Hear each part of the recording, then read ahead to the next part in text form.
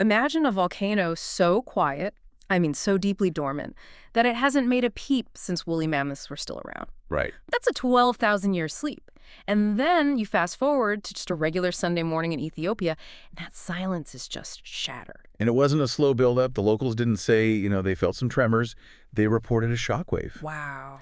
They said the Hayli Gubbi volcano erupting felt like a sudden bomb had been thrown. This wasn't just another eruption. This was a geological awakening. A geological awakening. That's a great way to put it. And that moment where this immense deep time just smashes into human experience, that's exactly why we're doing this deep dive today. Our mission is to take all these sources we have and really distill three things for you. First, just the enormous scale of that dormancy. Second, the immediate human disaster on the ground. And third, this is the really wild part, the astonishing global reach. How an explosion in Africa almost immediately starts affecting air traffic in Asia. Yeah. It's a perfect case study, really. It shows that nothing is truly isolated anymore. The Earth's deep history can become an instant reality for our global systems. So we have to start with that number then, 12,000 years. We have to, because understanding what that number actually means is the key to all of this. Okay, so let's unpack this 12,000-year history. We're talking about the Hayli Gubbi Volcano. It's in northern Ethiopia in the Afar region. Right, and that's an important place geologically. It's in the Great Rift Valley. It's near the Danakil Desert, which is this kind of infamous tourist attraction. And when we say 12,000 years, what are we actually defining here? We're defining the entire Holocene epoch. And that's not just some, dry geological term. It's the era of human civilization as we know it. The Holocene. Yeah, it began around 12,000 years ago. It marks the end of the last ice age and the start of the stable, warm climate we've been living in ever since. Right. So just so everyone gets it, this volcano was quiet while humans went from being hunter-gatherers to building cities. Exactly. It was dormant through the rise of Mesopotamia, the building of the pyramids, all of recorded history in that part of the world. Precisely. That long period of climate stability allowed our civilizations to flourish. And through that entire immense period, Hayli Gubbi was just silent. That is just a staggering claim. And given how remote that region is, the Afar Triangle, how confident are volcanologists about that 12,000-year figure? That's a great question. Does no record just mean we weren't looking, or does it mean zero activity? It's a crucial distinction, and the sources speak with a lot of confidence here, which is why it's so significant. The Smithsonian's Global Volcanism program, they're the ones who track all this stuff. They state that Hayli Gubbi has no record of Holocene eruptions. And that's not the only source. No, a leading volcanologist, Professor Simon Carn from Michigan Tech, he said the same thing. For these institutions to classify it like that, it means the evidence from, ash layers and geological dating, it all points to one thing. It was asleep for 12 millennia. It really was. Okay, so that background, this deep, profound silence, that's what makes the awakening so violent. Let's shift to the ground now. What was it like for the people in the nearby village of Afdera when it happened? The sources paint a picture of just sudden traumatic shock. The village is close. They felt it immediately. It wasn't a slow buildup of rumbles. It was an explosion. And that's where we get those horrifying accounts from residents. We heard the quote about it feeling like a sudden bomb. A resident named Ahmed Abdela, his testimony really brings it home. He talks about this massive instant pressure wave, then just smoke and ash everywhere on a Sunday morning. And you could see it immediately. Videos started showing this massive column of thick white smoke just billowing into the atmosphere. The aftermath was messy. The whole village. The whole village of Afdera was just covered in dust and ash. Yeah. Visibility would have dropped to almost nothing. The air would have been choked with these tiny abrasive particles. But the disruption wasn't just to the village itself.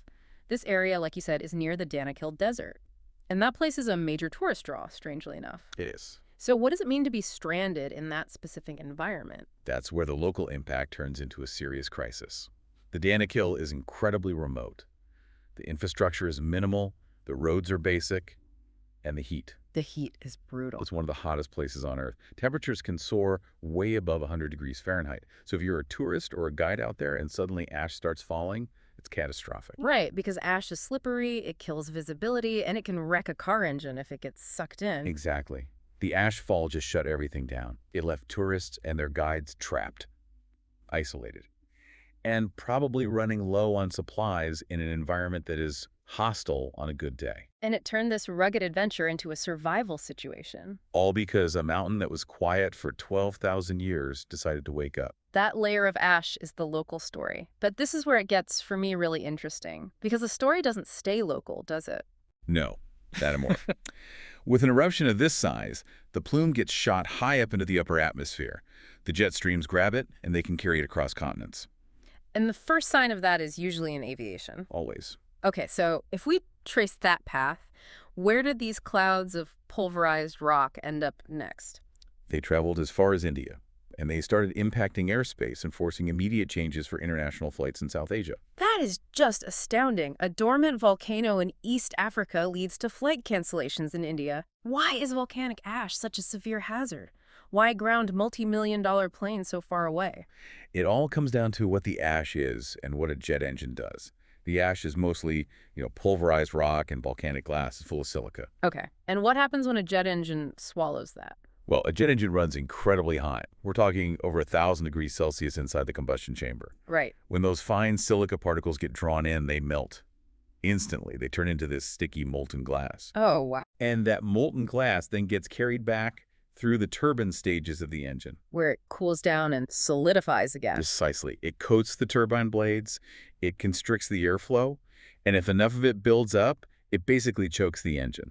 You can get a compressor stall, loss of thrust, or a complete flameout. It's like pouring molten glass into your engine. That's a good way to think of it. The damage is catastrophic. Which explains why the aviation regulators in India issued an immediate directive. You just can't take that risk. You can't. The cancellations followed that direct guidance, and we have some specific numbers on the fallout. So what were the actual disruptions? Air India was a big one. They reportedly canceled 11 flights over just a Monday and a Tuesday. And not because they flew through it, but just to check the planes. Exactly. Just to perform mandatory precautionary checks on any aircraft that might have flown near the affected air corridors. And these aren't just quick visual checks. We're talking detailed borescope inspections of the engine internals. That takes time and money. 11 flights in 2 days, thousands of passengers. And it wasn't just Air India. No. Akasa Air also proactively halted flights, specifically ones that were headed to Middle East destinations like Jeddah, Kuwait, Abu Dhabi. That geographical link is fascinating. So the ash travels from Ethiopia across the Arabian Peninsula and forces changes across this huge interconnected web of travel between Africa, the Middle East, and Asia. And the costs are enormous. The inspections, the cancellations, rerouting planes, all from one geological event that was 12,000 years overdue. It really is a story in 3 acts, isn't it? We started with this mind-boggling scale of deep time, 12,000 years of silence.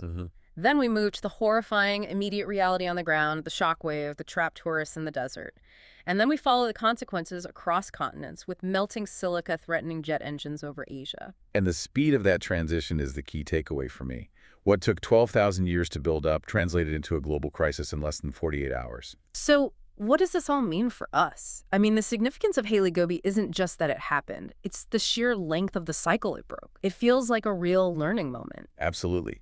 For centuries, our definition of a dormant or even extinct volcano is often based on, pretty short historical record. If a mountain hasn't done anything in a few hundred years, we tend to relax. Right. But this event just shattered the longest definition of quiet we even use in volcanology, the entire Holocene. So this raises some pretty serious questions about how we model geological risk. If a volcano that was silent for the entire era of human civilization can suddenly wake up with the force of a bomb, what does that imply about other places we consider safe? It forces us to admit that these geological systems, they operate on time frames that they dwarf human history. Our historical record is just a snapshot, a blip. Yeah. We've categorized so many features around the world as dormant based on our human scale. But this event suggests that dormant might just be another word for building pressure, whether that takes 500 years or 12,000. It definitely makes you rethink what a word like extinct even means when you're talking about the power of the Earth's mantle. Right. Maybe the most dangerous volcano isn't the one that rumbles every few decades, but the one that lulls us into a false sense of security over millennia. And maybe that's the final thought to leave people with. What stands out to you when you think about that jump? From 12,000 years of silence to a global crisis in a weekend. Are our definitions of geological risk really adequate for the scale of time the Earth actually operates on? That's something worth mulling over.